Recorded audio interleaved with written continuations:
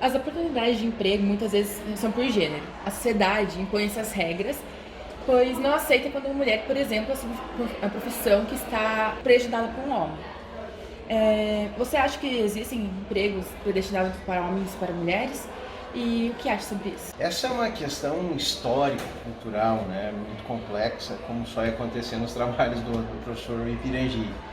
É importantíssima, de um debate essencial. E veja, na minha perspectiva, acho que hoje, sobretudo, isso já está demonstrado de forma clara, que as mulheres conseguem fazer o que elas quiserem, da forma que elas quiserem. Não existe um limite de profissão, esportivo. A mulher, se quiser, pode ser astronauta. Ela pode, né, estar nos mesmos espaços, ocupar os mesmos espaços de emprego do que qualquer homem. Claro que existe aí um delay histórico, um delay de poder do homem sobre a mulher extremamente questionável, né? Existe essa questão do patriarcado, da limitação, das posições, de salários menores. Isso é muito triste, mas acho que com o passar do tempo isso vai ser superado. Quais são os fatores que interferem na igualdade de gênero entre homens e mulheres na sociedade de forma geral? Podemos atribuí-los a fatores históricos e sociais? Sim, com certeza, né? Me parece que os costumes, né, historicamente passados de geração para geração, acabaram colocando a mulher numa posição de submissão ao homem. Mas me parece que na nossa sociedade contemporânea isso está mudando, né? Bom que está mudando, tem que mudar, isso tem que ser transformado socialmente realmente, porque não faz o menor sentido, né? O que somos nós sem as mulheres, o que somos nós sem as mulheres ocupando todos os espaços, o espaço da política, o espaço do empresariado, né? Isso tem que realmente se alterar. Mas temos ainda um costume que faz com que essas posições ainda não estejam sendo ocupadas adequadamente. É só você olhar para a lista de milionários da Forbes, né? Nós temos que ter lá mais mulheres ocupando esse espaço. Os grandes salários, né, têm que ser ocupados pelas mulheres. Acho que esse espaço público e privado tem que ser distribuído de uma forma mais adequada. A socialização diferente de homens e mulheres tem impacto no mercado de trabalho? Sim, a gente vê isso acontecendo, né? E quais são? Diferença de salário, me parece que é claro. A questão de escolhas na contratação, certas limitações de contratação de mulheres simplesmente porque elas podem ter uma gestação para ocupar determinadas posições. Aquela coisa do mercado que é sempre o mais, o lucro acima de qualquer coisa, faz com que essas diferenciações elas efetivamente ocorram, né? Então a gente vê isso acontecendo no mercado, sim. E que medidas podemos adotar para diminuir a diferença entre gêneros desde a infância? Veja, eu acho que eu não sou um daqueles que crê de forma absoluta na norma, né? De que uma mudança normativa vai alterar a realidade social. Muitos pensam dessa forma: vamos estabelecer mais direitos, equiparações pela norma, pela imposição, sob sanção, percebe? Vocês sabem, como professor de direito penal, não sou alguém que crê muito nas soluções impostas normativamente. Me parece que esses espaços eles vão ter que ser galgados mais culturalmente do que normativamente, né? Mais pela resistência feminina em impor suas vontades, em estabelecer seus discursos, em tomar o campo social, o campo cultural, né? As redes, os marcos publicitários, vamos dizer assim, os espaços de comunicação, do que qualquer norma. Eu acho que a mudança é uma mudança cultural que já está em curso, né? Ela já está em curso, bom que já esteja em curso. Se pela Constituição Federal, artigo 5º, todos são iguais perante a lei, por que será tão difícil para o brasileiro tomar isso como exemplo? Afinal, a diferença entre homem e uma mulher por exemplo, é nítida dentro dessa sociedade, principalmente no mercado de trabalho, mas segundo a Constituição, isso não está certo. Por que essa dificuldade em aceitar a igualdade? Então, como eu já havia comentado, a questão é que essa pergunta talvez fosse mais fácil de entender perguntando a um homem. A questão da igualdade de gênero, ela tem uma raiz histórica e cultural muito forte, né? No mundo e em especial no Brasil. Por muito tempo, o ser humano e o brasileiro foi criado e educado a partir de uma perspectiva de que homens e mulheres, em que pese serem capazes de fazer exatamente as mesmas coisas, com o mesmo grau de eficiência, tinham socialmente papéis distintos a serem desempenhados no convívio familiar e perante a sociedade. Isso é cacuete, né? Cacuete histórico e cultural, que precisa, sob o meu ponto de vista, ser superado. Porque a Constituição prevê que todos são iguais perante a lei, né? Então existe um dever ser de superação, não pode existir nenhum tratamento desigual que não seja justificado em questões fáticas muito relevantes, e no caso da igualdade de gênero, essas questões fáticas não existem. É provado, comprovado, sabido e ressabido que homens e mulheres são capazes de fazer as mesmas coisas. Não existe justificativa fática para essa diferenciação. Então nós precisamos superar esse cacuete, esse vício, esse câncer. Primeiro, porque a Constituição manda, e segundo, porque é uma questão de civilidade, né? Não faz sentido mais que você tenha qualquer tipo de diferenciação a priorística entre homens e mulheres. Isso é machismo.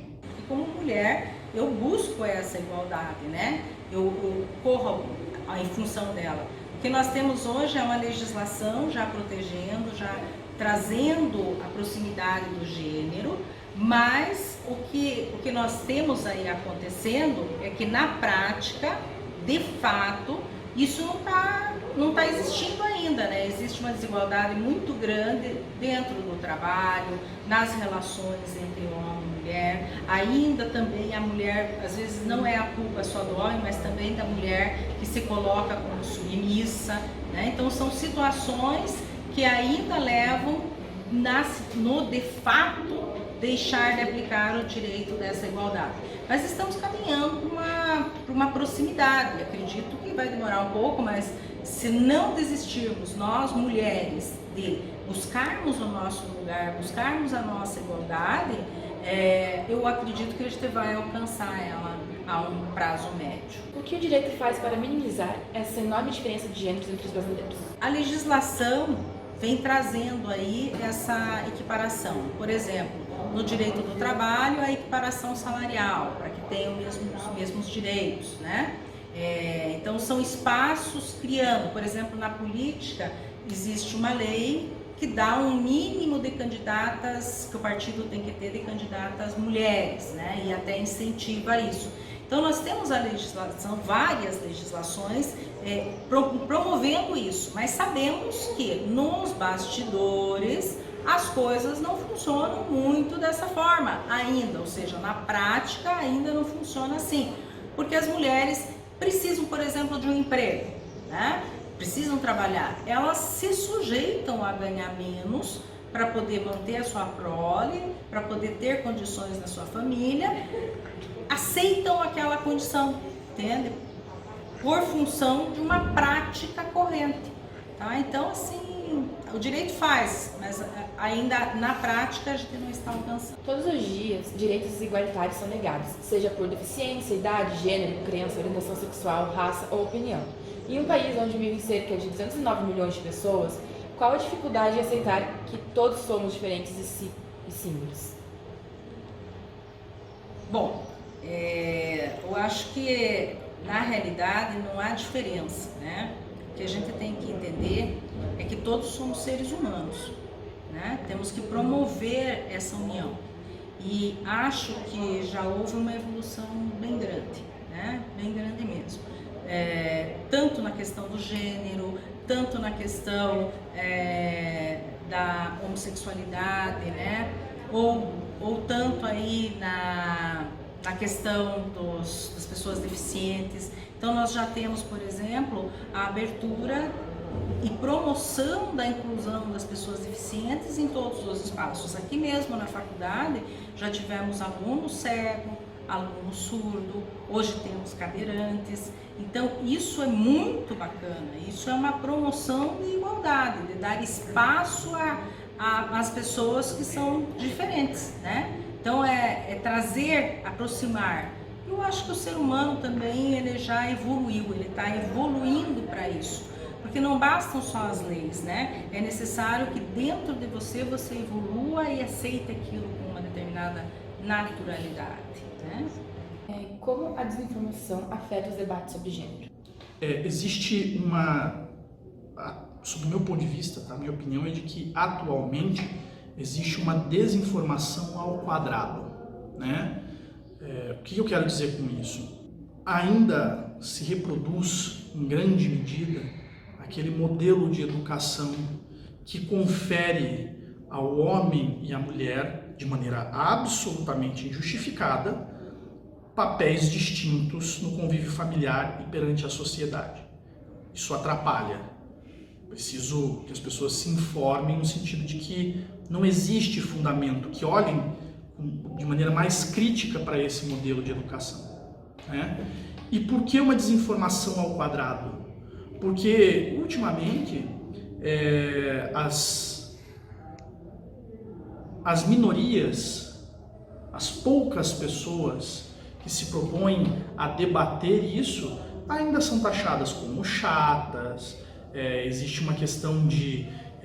no Brasil, atualmente, tudo é dividido em esquerda e direita, né?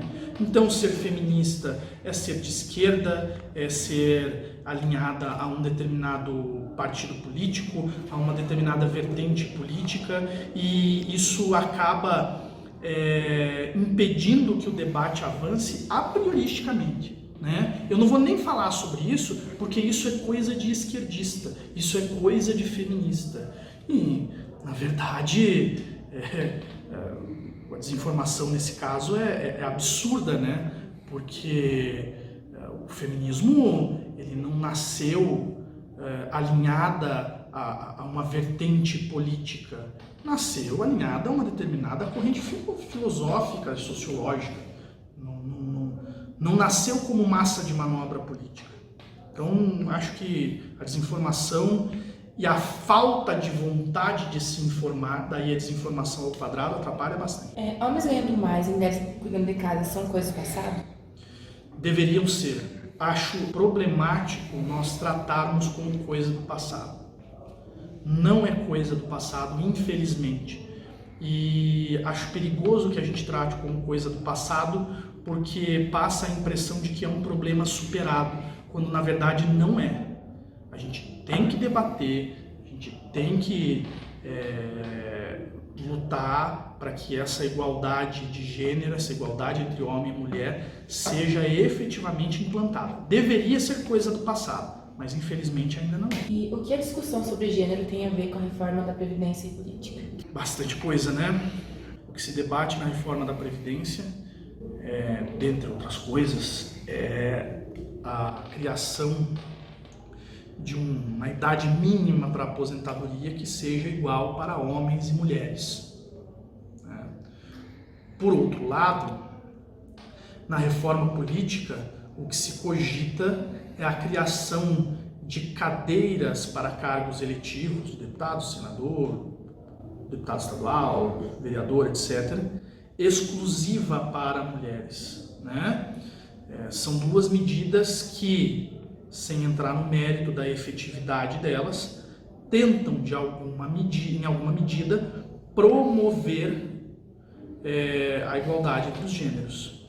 Num ponto, igualando os ônus a que homens e mulheres se submetem, ou seja, a idade mínima para a previdência, para se aposentar, e no outro, tentando inserir de maneira mais efetiva a mulher na vida política, né? Colocar a mulher para participar dos debates políticos no Congresso Nacional, nas assembleias legislativas, nas câmaras de vereadores, para que a visão das mulheres seja considerada na hora de formular leis, na hora de estruturar políticas públicas e coisas do gênero. É isso que tem a ver. A socialização diferente de homens e mulheres tem impacto no mercado de trabalho? Qual? Sim, tem. Os homens hoje em dia estão ganhando mais que as mulheres. Como a desinformação afeta os debates sobre gênero? As mulheres sabem que os homens ganham mais, só que elas não procuram colocar isso no trabalho, assim. Elas aceitam simplesmente. Homens ganhando mais e mulheres cuidando da casa são coisas do passado? São coisas do passado. Hoje em dia as mulheres estão exigindo que a participação do homem também, tanto externo como interno dentro da casa.